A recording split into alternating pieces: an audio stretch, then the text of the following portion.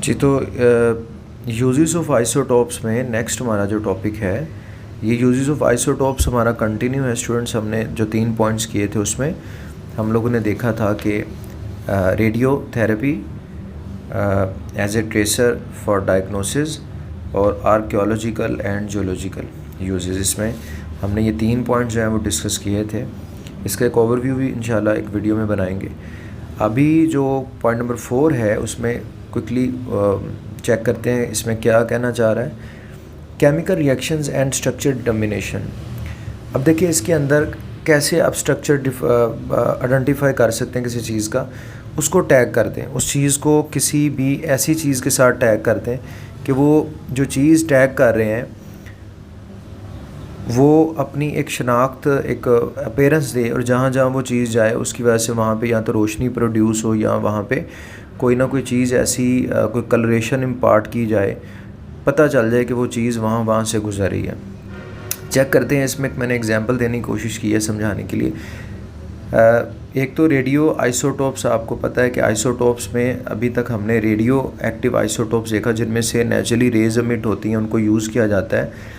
वो या तो नेचुरली अक्रिंग होते हैं या आप आर्टिफिशियली उन आइसोटोप्स को बना सकते हैं ताकि उनसे डिफरेंट मेडिकल इंडस्ट्री के अंदर या दूसरे जगहों पे उनका को इस्तेमाल किया जा सके। Radio isotopes are used in chemical reactions, जैसा कि follow radio active elements during reactions. मतलब केमिकल रिएक्शंस के अंदर जो है वो आप रेडियो एक्टिव आइसोटोप्स का इस्तेमाल करते हैं और फिर जो है रिएक्शन के दौरान वो जो रेडियो एक्टिव एलिमेंट है उसको डिटेक्ट किया जाता है और उसकी डिटेक्शन से आपको वो पाथ पता चल जाता है, क्योंकि वो रेज एमिट कर रहा है और उसकी रेज डेफिनेटली, जैसे आपको याद होगा रदरफोर्ड का एक्सपेरिमेंट के अल्फ़ा रेज जो हैं वो गोल्ड फॉइल से निकलने के बाद फोटोग्राफिक या जिंक सल्फाइड की स्क्रीन के साथ जब स्ट्राइक की तो वहाँ निशान पड़ गए, तो निशान से उसने जो है वो रिज़ल्ट अखज़ किए थे। सिमिलरली यहाँ पे भी जो है वो जो रेज़ हैं वो अपना कोई इफ़ेक्ट देंगी और उससे आपको वो पाथवे डिटेक्ट हो जाएगा, जो कि वो आप उससे कह लेंगे स्ट्रक्चर डिटर्मिनेशन। अब यहाँ ड्यूरिंग रिएक्शन क्या कह रहा है, डिटर्मिन द स्ट्रक्चर। रिएक्शन के दौरान आपने फॉलो किसे करना है, रेडियो एक्टिव एलिमेंट को। जो रेडियो एक्टिव एलिमेंट आपने उस रिएक्शन के अंदर टैग किया है, उसके अंदर जोड़ा है, लगाया है, उसको आपने फॉलो करना है। उसको फॉलो करते करते जो है रिएक्शन के दौरान आपको स्ट्रक्चर पता चल जाएगा। तो ये एक सिंपल सी ये स्टेटमेंट आपको होपफुली क्लियर हो गई होगी। एग्जांपल में यहाँ पे कार्बन 14 जो है उसका यूज़, आपको मैंने पिछले भी लेक्चर में बोला था कि कार्बन 14 एक ऐसा आइसोटोप है जो रेडियो एक्टिव है। उसको लेबल किया जाता है CO2 को कार्बन 14 की मदद से। आपको पता है अब CO2 जो है एक कार्बन डाइऑक्साइड गैस इस्तेमाल की जाती है फोटोसिंथेसिस रिएक्शन में। प्लांट जो हैं वो अपनी खुराक जो है यानी ग्लूकोज की तैयारी के लिए CO2 का यूज़ करते हैं, ये अब्जॉर्ब करते हैं एटमॉस्फेयर से। लेकिन यहाँ चूँकि एक्सपेरिमेंट करके हमने चेक करना है कि इसका पाथवे क्या है, कार्बन डाइऑक्साइड कहाँ से एंटर, तो पता है हमें एटमॉस्फेयर में मौजूद है 0.03%, बट ये वहाँ से एंटर होके किस किस पाथवे से गुजर के आगे जो है वो लीव्स के अंदर जो है वो बनाती है खुराक। अब देखें लीव्स का मैंने नाम लिया, ये ज़ाहिर है लोगों ने, साइंटिस्ट ने इसको डिटेक्ट कर लिया हुआ है, तो लीव्स का बताया। किसी को नज़र तो नहीं आ रहा कि लीव्स के अंदर ही खुराक पैदा हो रही है, ना वो लीव्स खुद बता रहे हैं। तो ज़ाहिर इसके लिए इस तरह की ही टेक्नोलॉजी इस्तेमाल करके उन्होंने स्ट्रक्चर को डिटर्मिन किया है। तो देखते हैं कि यहाँ पे एग्जांपल मैंने खुद से कोट करके आपको समझाने की कोशिश की है कि कार्बन 14 जो है is use to label CO2, यानी वो CO2 जो ग्लूकोज बनाने के लिए इस्तेमाल होगी उसके कार्बन जो है वो आपने रेडियो एक्टिव जोड़ दिया है। रेडियो एक्टिव है ये C14, ताकि उस कार्बन से रेज एमिट होती रहे, और यही जो C जब ये ग्लूकोज का हिस्सा बनने जाएगा तो ये जहाँ जहाँ से गुजरेगा वो रेज़ आपको बता देंगी कि इसका पाथवे क्या है ग्लूकोज सिंथेसिस का। ठीक है, उससे यानी स्ट्रक्चर डिटर्मिन हो जाएगा आपको उस पूरे जो भी मैकेनिज़्म है उसका। तो CO2 जो है use to form glucose during photosynthesis. ठीक है, ग्लूकोज को की तैयारी के लिए फोटोसिंथेसिस के दौरान जो है ग्लूकोज की तैयारी के लिए CO2 का इस्तेमाल किया जाता है। और आपको पता है यहाँ CO2 जो है वो कार्बन 14 से लेबल किया गया, यानी कार्बन 14 जो है इस्तेमाल किया गया CO2 गैस में। वजह क्या है, क्योंकि कार्बन 14 रेज एमिट करता है, जिससे हमें पता चल जाएगा रास्ते का।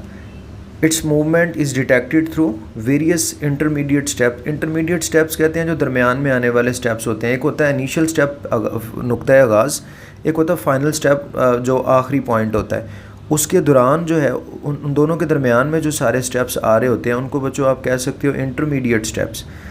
तो जो इसकी मूवमेंट है कार्बन CO2 की जो मूवमेंट है उसको आप पता चला सकते हो जो भी रास्ते में इंटरमीडिएट स्टेप्स आएंगे ग्लूकोज की तैयारी के दौरान, ठीक है।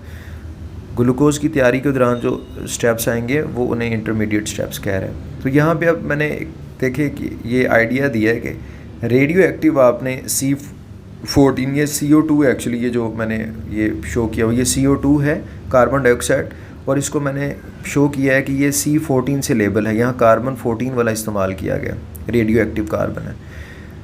प्री एग्जिस्टिंग, अब ये जो है ये चीज़ें कहाँ पे मौजूद होती हैं, ये देखें स्ट्रोमा जो होता है क्लोरोप्लास्ट का। अब ज़रा इसको यहाँ से देखते हैं। प्लांट के बच्चों जो सेल्स होते हैं, लीव्स के सेल, पत्तों के जो सेल्स होते हैं, लीव्स के सेल्स का नाम होता है मेसोफिल सेल।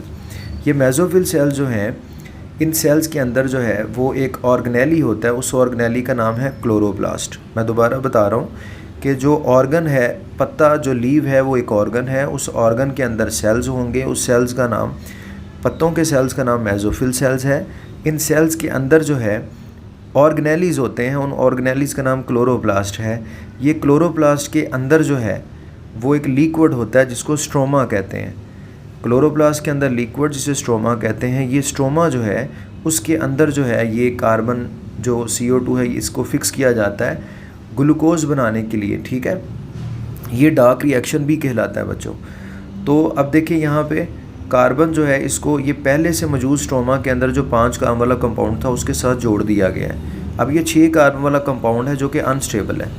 अनस्टेबल होने की वजह से ये 3 कार्बन वाले 2 कंपाउंड्स के अंदर टूट जाएगा, जिनमें से एक को आगे जो है मैंने शो किया है। वैसे तो ये सबके साथ ऐसा होगा, लेकिन मैंने चूँकि एक समझाने के लिए कि जो हमने लेबल्ड किया हुआ है जिसके अंदर हमने रेडियो एक्टिव कार्बन 14 जोड़ा है, उससे कैसे आपको पता चलेगा। ये देखें ये आगे प्रोसेस्ड हो रहा है, इसकी रिडक्शन करवाई जाती है। रिडक्शन आपको पता है NADPH, nicotinamide adenine di hydrogen nucleotide जो है NADPH का इस्तेमाल किया जाता है, वो हाइड्रोजन प्रोवाइड करता है और इस मकसद के लिए एनर्जी भी चाहिए होती है, वो एनर्जी ATP देता है।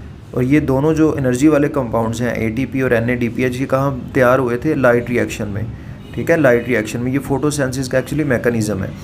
तो लाइट रिएक्शंस में पैदा होने वाले जो हैं वो यहाँ पे रिडक्शन करवा रहे हैं 3 कार्बन वाले कंपाउंड की इनटू द कार्बोहाइड्रेट्स। अब ये 3 कार्बन वाला कार्बोहाइड्रेट्स आफ्टर रिडक्शन इसको इस्तेमाल किया जाएगा ग्लूकोज बनाने के लिए in leaves for of plants. पत्तों के जो प्लांट्स के जो पत्ते हैं उनके अंदर ग्लूकोज की तैयारी की जाएगी, ये जो 3 कार्बन वाला है।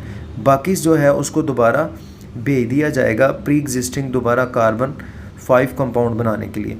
ये देखें ये कार्बन जब इसके साथ अटैच होगा ये 6 कार्बन वाला आगे कंपाउंड बनाएगा जो कि अनस्टेबल है, ये ब्रेक होगा 3 कार्बन वाले में।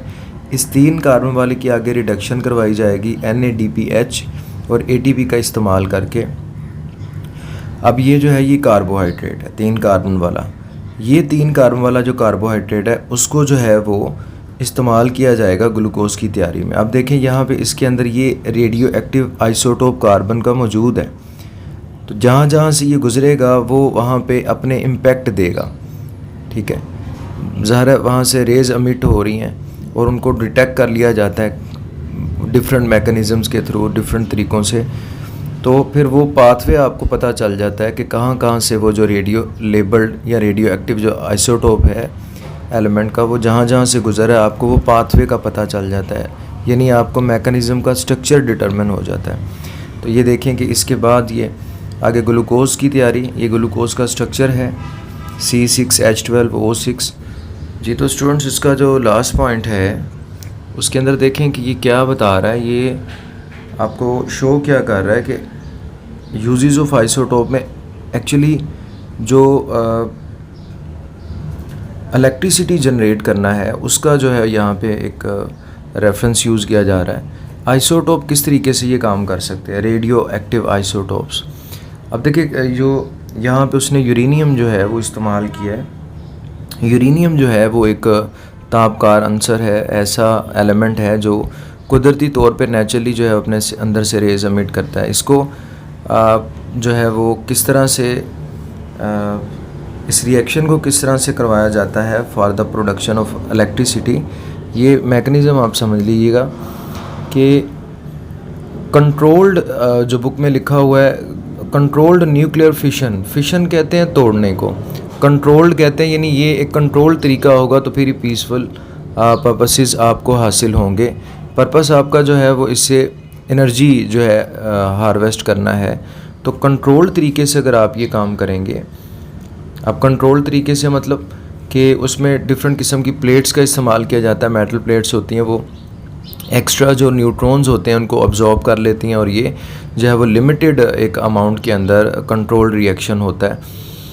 तो कंट्रोल्ड न्यूक्लियर रिएक्शन का मतलब है ये आप इसको एक अंडर कंट्रोल्ड मैनर से जो है वो करवाएं ताकि आपकी ज़रूरत के मुताबिक जो है वो इससे एनर्जी हार्वेस्ट की जाए।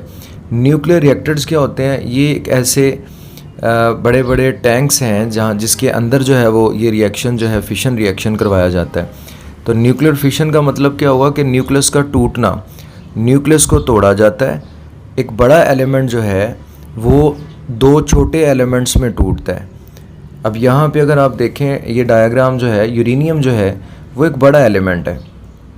जब इसके साथ स्लो मूविंग न्यूट्रॉन्स आके स्ट्राइक करेंगे, टकराएंगे, तो ये टूट के दो नए एलिमेंट्स में चेंज हो जाएगा। एक जो है वो बेरियम है, दूसरा क्रिप्टॉन है। बेरियम का एटॉमिक नंबर जो है वो 56 है, एटॉमिक मास 139 है। याद रखिएगा एटॉमिक नंबर का मतलब है इसमें टोटल नंबर ऑफ जो प्रोटॉन्स हैं न्यूक्लियस के अंदर वो 56 है, 56 है। और इसके न्यूक्लियस के अंदर जो टोटल न्यूट्रॉन प्लस प्रोटॉन जो हैं वो 139 है। ठीक है, ये जो है क्रिप्टॉन जो है इसका एटॉमिक मास 94 है, यानी इसमें प्रोटॉन्स प्लस न्यूट्रॉन्स की टोटल तादाद कितनी है 94, और एटॉमिक नंबर इसका यानी टोटल नंबर ऑफ इसमें प्रोटॉन्स 36 इसमें प्रोटॉन्स हैं क्रिप्टॉन में। तो ये जो नए बने हैं एलिमेंट्स, अब इनके साथ आपको नज़र आ रहा है कि 3 न्यूट्रॉन्स भी खारिज हो रहे हैं। अब ये 3 न्यूट्रॉन आगे फर्दर स्ट्राइक करेंगे। ज़ाहिर है वहाँ एक यूरेनियम का एटम तो नहीं ना मौजूद, वो एक यूरेनियम का एक पीस है, या आप कह लें कि उसमें बहुत से एटम्स होंगे यूरेनियम के। तो ये 3 जो हैं ये आगे फर्दर उन 3 मज़ीद एटम से टकराएंगे, तो ये एक चेन रिएक्शन शुरू हो जाएगा और अनलिमिटेड एक अमाउंट में एनर्जी जो है वो प्रोड्यूस होगी, जिसे आप ब्लास्ट भी कहते हैं, धमाका। लेकिन इसको कंट्रोल किया जाता है, मेटल की प्लेट्स दरमियान में इस्तेमाल की जाती हैं ताकि एक्स्ट्रा न्यूट्रॉन्स को एब्जॉर्ब करके लिमिटेड अमाउंट में कंट्रोल्ड न्यूक्लियर रिएक्शन करवाया जाए इन न्यूक्लियर रिएक्टर्स। ठीक है, न्यूक्लियर रिएक्टर्स के अंदर ये कंट्रोल तरीके से न्यूक्लियर फिशन की जाए और उससे एनर्जी हार्वेस्ट की जाए। अब आप देखें ये जो यूरेनियम है ये टूटने के बाद साथ एनर्जी भी पैदा कर रहा है। ये एनर्जी जो रिलीज़ हो रही है ये हमारा मेन पर्पस है। अब ये जो एनर्जी रिलीज़ हो रही है ये देखें आगे, इस एनर्जी का इस्तेमाल एक्चुअली हमने करना है बॉयलर्स के अंदर वाटर को चेंज करवाना है स्टीम में। जब वाटर स्टीम में चेंज होगा तो याद रखिएगा वाटर से, एक नॉर्मल वाटर से स्टीम की जो है एनर्जी ज़्यादा होती है। ठीक है, उसने चूँकि हीट जो है अब्जॉर्ब की होती है उसमें पोटेंशियल ज़्यादा होता है, एनर्जी उसकी ज़्यादा होती है। तो वो स्टीम जो है वो आगे स्ट्राइक करेगी, टकराएगी टरबाइन के परों के साथ। ठीक है, टरबाइन जो है उसको ड्राइव करवाएगी। टरबाइन जो है उसका कुछ ऐसा होता है स्ट्रक्चर कि उसके पर होते हैं और उसके परों के ऊपर जब ये स्टीम जो है वो जाकर टकराती है तो वो टरबाइन जो है वो रोटेट करती है। ठीक है, उससे जो है वो आगे जनरेटर अटैच होता है, एक शाफ्ट के साथ जनरेटर लगा होता है। और जनरेटर आपको पता है नाम से ज़ाहिर है जनरेट करना, बिजली को पैदा करना। बाज़ जनरेटर आपको पता है डीज़ल या फ्यूल वगैरह दूसरा इस्तेमाल करते हैं। यहाँ पे जनरेटर जो है वो जो है मैकेनिकल एनर्जी इस्तेमाल कर रहा है किसकी, जो टरबाइन उसको प्रोवाइड कर रही है। और टरबाइन को कौन कर रहा है, जो स्टीम के अंदर एनर्जी है वो। तो इस तरीके से आप बिजली पैदा कर सकते हैं। ये एक एप्लीकेशन है आइसोटोप की। उम्मीद करता हूँ कि ये क्लियर हो गया होगा। एक ओवरव्यू देते हैं इस टॉपिक को। नेक्स्ट वीडियो में क्योंकि ये वीडियो बहुत ज़्यादा लेंथी हो जाएगी, इसमें जस्ट आप इतना याद रखें कि इन 2 टॉपिक्स का ओवरव्यू ले लेते हैं। एक तो जो है लेबल करना, जो है आपने देखा कि लेबल कैसे करते हैं। लेबल रेडियो एक्टिव कार्बन का जो आइसोटोप था उसको आपने क्या करना है, इस्तेमाल करना है रिएक्शन के अंदर। अब यहाँ पे आपने उसको रिएक्शन के अंदर इस्तेमाल करवाया रेडियो एक्टिव को, और वो जहाँ जहाँ से गुजरेगा वो एक स्ट्रक्चर आपको शो हो जाएगा कि ये जो मैकेनिज़्म है वो कहाँ कहाँ से गुजर के जो है वो आपको फाइनल प्रोडक्ट देता है। इंटरमीडिएट्स कौन कौन से कंपाउंड्स आपके पास आते हैं। सेकंड आपने जो है वो देखा है कि एप्लीकेशन पावर जनरेशन में कैसे आइसोटोप इस्तेमाल होते हैं। उसमें आपने यूरेनियम जो है उसको देखा कि यूरेनियम जो है इसके साथ स्लो मूविंग न्यूट्रॉन जब स्ट्राइक करते हैं तो वो इसको ब्रेक कर देता है 2 नए एलिमेंट्स के अंदर, बेरियम और क्रिप्टॉन में। फिर साथ एनर्जी रिलीज़ होती है, इस एनर्जी से वाटर को स्टीम में चेंज किया जाता है, और ये काम बॉयलर्स के अंदर होता है। ठीक है, ये जो स्टीम है ये टरबाइन को चलाती है, ड्राइव करती है, और टरबाइन से जनरेटर चलेगा, जनरेटर जो है वो बिजली पैदा करेगा।